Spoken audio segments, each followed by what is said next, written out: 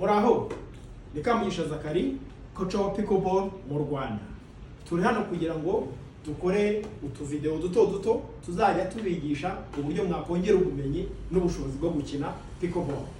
Icyo ukeneye rero, ukeneye paddle, ugakenera agapira, mu gihe ubikeneye watubwira tukabikuzanira aho waba uri hose. Ikindi waba ukeneye ni igikuta, ukaba ukeneye na net, ariko net ntayo ufite. Ni nayo mpamvu mubona uyu murongo uri hano uwo tuwufata ntaho ari net. Aho net igarukira uyu murongo upima kuva hasi ugera hano ni santimetero 92. Ikindi ugomba kumenya aho uhagaze. Aho uhagaze kuva aho net iri no kujya kuri ya murongo wa nyuma hapima metero 213.